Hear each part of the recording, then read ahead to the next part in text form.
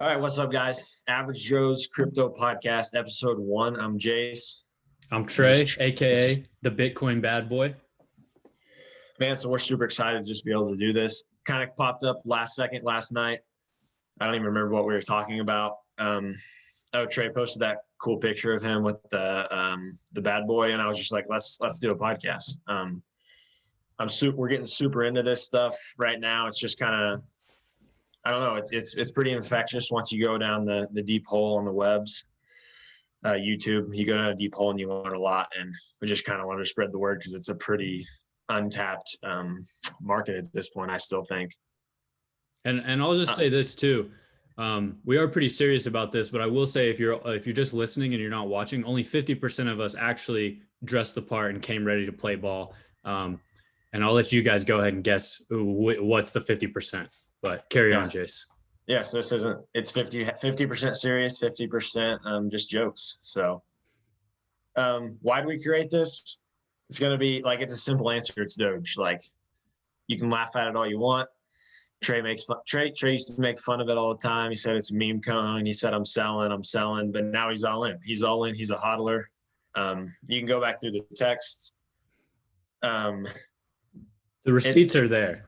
The receipts are there, but Doge is just like, it's crazy how it happened, but it's gotten millions and millions of more people in the crypto space, including ourselves. Like, I knew what Bitcoin was. I'm sure a lot of you knew what Bitcoin and Ethereum were, but I had no idea of how it worked, what a blockchain was, what decentralization was, which is what we'll cover a little bit more in detail going forward. But I just think it brought so many more people into the space that weren't there before. And whether it does well, whether it goes to $1, whether it goes back to 2 cents, I don't think it matters at this point. I think it's helped the crypto world enough. And I think Doge is kind of the epitome of what I would consider the cool part about crypto. And in all honesty, the real reason that I want to do this podcast, I want to build enough of an audience so that someone can recommend to us a random altcoin that just pops off and I make millions and then get to skip off into the sunset.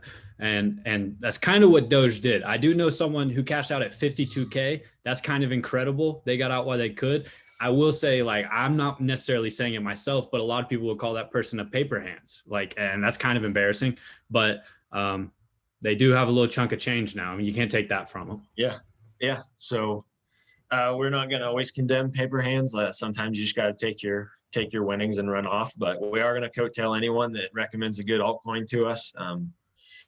Safe Moon's taken off. I saw a couple other ones that have been taken off, but if you know a good one and you want to shoot it our way, do it, and we will definitely get in on it. And we're going to show you our portfolio a little bit later too. So talk a little bit more about Dogecoin. It is a meme, but it's hard to deny its resiliency as a crypto, even if it is a meme, even if that's how it was created. At this point, it's staying above 20 cents. Like, it dropped below 20 cents like one time, like in the last few weeks after it jumped up a couple weeks ago. But it's super hard to deny its resiliency, especially with the second richest man in the world backing it, Mark Cuban backing it, rappers, Ellen DeGeneres. Like, there's so many people just backing it now. It's hard to deny that it's going to be around for a little bit at least. Now, I'll point out one thing about Dogecoin, okay? And this is the part that scares me, Jason. I know we've been on different sides of this, but I'm gonna take you back to Intro to Business 101. Coach Nacarado in front of the class. Why did he get called Coach Nacarado? Not because he was coaching a sport. And yes, that was a little bit weird. It was because he was coaching business and life. He said it himself. All right. And he told me two things. One, business about people and relationships. You don't really have to have either of those in crypto. So we'll throw that one out the door. Two, supply and demand. And that's what scares me a little bit about Doge. Because biggest flaw, and I know they're working on this, but no supply cap. And you might be able to fill us in because you're obviously a little more well-versed on like the actual details of what's going in, but no supply cap is a scary thing, especially when you're dealing with like a crypto or anything that is supposed to kind of have some innate value that's not necessarily tangible. And that's a little bit of what's scary about crypto is there's not always like a tangible, like I can hold the coin in my hand. So. Yeah, you're right. The inflation's definitely the biggest, the hyperinflation's definitely the biggest poke in like the Dogecoin balloon, I guess. Everyone on Reddit, that's the bears are talking about it. Everyone's talking about it. And I mean, I'm not going to sit here and say it's not a big problem, but I'm also never going to say Doge is going to be 10,000. I'm never going to, it's impossible. Like the market cap would have to be $250,000,000, which it's just not going to happen. But it also, I'm not saying it's impossible for it to get to $2, $3 with the hyperinflation, but it's not necessarily unlimited. There is like a 5%. I don't know all the details. We're average Joes, but it's not infinite, but it is very, very high. And the supply goes down by like 1.1% every year. So it's not infinite necessarily, but it's pretty close to it. Like the miners are just popping it out at crazy numbers right now. So it is a problem. I think Doge is one of those where it's like, it's a good one to drop a little bit on just for the fun, because the community is super into Doge for no reason, to be honest. Like, I think most people probably don't even, most people who are into it probably don't even know that much about the supply or anything. No. They just love the fact that it's a meme coin and that Elon Musk tweets about it every now and then. So it's fun to be a part of that. But I would say the future's shaky, but kind of switching gears for a coin that, like, I don't know if there's any shakiness in this coin's future. Bitcoin. That's the big dog. That's what your boy is named after. The Bitcoin bad boy, dude. I'll meet your grandma on the street, rob a Bitcoin out of her purse right then and there. I'm not afraid to do that. He will. So, I mean, we're going to talk a little bit more about how you can possibly rob Bitcoin, because it's allegedly impossible. You can't do it. You can Allegedly. take you can take someone's like cold wallet and run with it, but you're going to have to find out their like 12-word password. So it's going to be hard. So that's the good thing about Bitcoin is you literally you can't steal it because it's decentralized, which is, we'll talk about what decentralization is, but just like a small, short, brief background on Bitcoin. It was the first crypto created, widely accepted. It wasn't the first created, first widely accepted in 2009. Only 21 million of them. So it's the exact opposite of Dogecoin. There's only 21 million. There's not even 21 million yet. That's the max cap on how many of there will ever be. Right now, I think there's like 18 point something million. And every 4 years there's being less created. And I think the last one will be created in 2130 something or 40 something. Like, I'm never going to give you exact numbers because we're average Joes. Simple as that. You've heard Jordan Belfort say, hey, sell me this pin. Doesn't matter. I got Bitcoin, pal. Get lost. Yeah. That's the best way I could describe it. Yeah, I agree. So like, I kind of hit on cold wallets. That's kind of where you can store it. There's hot wallets. There's a bunch of different stuff where you can store it, but we're not going to talk about that right now in the first episode. That'll be a complete different episode that we can learn about that. But one thing that kind of is interesting, Trey, is how does Bitcoin become a thing? Like, is it gold? Is it fiat currency? Are we just like creating it like money? Like, are we just printing dollar bills? What are we doing? The best way I kind of understand, and like, I'll probably know more about this next week and I'll fill you guys in then maybe, but the best, like, it's mined. So you mine Bitcoin, but it's a little bit like the gold rush, if you will. It's like the modern tech day gold rush where everyone's rushing. They're going and buying the new graphics card for their supercomputer. Essentially, you have to have a supercomputer and you have to just let it run. And like, there are some people who like do this like full time and stuff, have like insane AC units and everything in their computer room so that their computer doesn't overheat, so they can just keep kicking it out. But essentially, to mine Bitcoin, your computer just is running. I want to say it's not even a software, but I want to say it's like a software where it's putting together these blockchains. So it puts together little blocks, and then eventually all those blocks come together and it completes the blockchain. If you're the person who completed the chain, or like just completed the puzzle, let's say that, then you get the Bitcoin. That's kind of why I say it's like the gold rush, where you might be mining for literally ever and never be the person who actually solved it, even though you did most of the blocks. Because like, you would think, oh, I can just get a computer then and then like solve the blockchains and I'll have all the Bitcoin.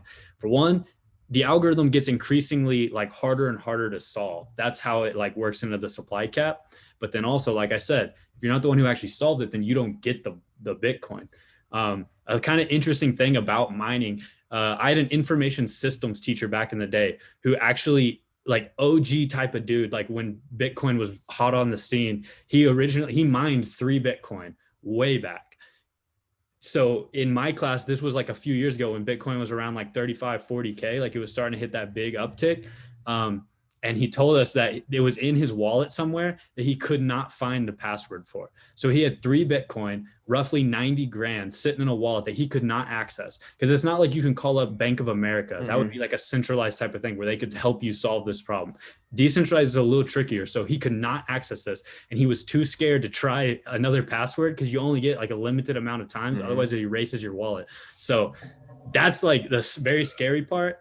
I would say like, don't go thinking you're going to just go buy some supercomputer and start mining and like make it rich. Odds are that's not going to happen, especially where it's like we're currently at with Bitcoin. That's probably not going to happen. You're probably safer to just start like using like crypto investment strategies that I know nothing about. That's why I buy altcoins, because I'm going to buy low, like it's going to pop off and I'm going to make it big. That's my strategy. And listen, I'm not a financial expert and that's not even financial advice. So do with that what you will. That's a little bit about how mining Bitcoin works. A lot of people don't even know what altcoins is. And we just learned a couple of months ago, probably. So we're going to tell you that at some point though. But from now until next week, you can just kind of sit on that.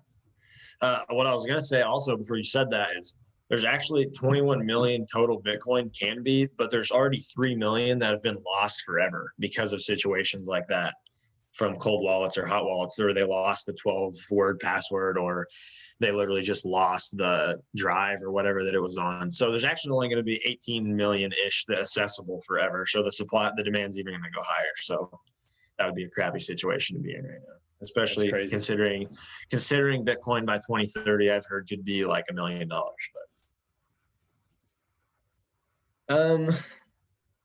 let's just it's been a good first one. Let's next week, do you want to talk about what's in our portfolio? Oh yeah. What do you got in there right now, huh? Oh, I don't want to say. I'm gonna leave that. Listen, I got some good stuff. All right. I got some sneaky little altcoins that I feel good about. I like the coin. I'll say that. But you got to tune in episode 2. I'll disclose all of that info. Listen, like we said, we're in this together. We're learning, you're learning, we're earning, you're earning. Basically, when we make it all the way to that tippity top, we get to split our buried treasure, baby. And that's what it's all about. I got one question. Why are you the Bitcoin bad boy or whatever if you only love altcoins? That's what a Bitcoin bad boy would do, wouldn't he? So he's a bad boy towards Bitcoin? I didn't say I was the Bitcoin good boy.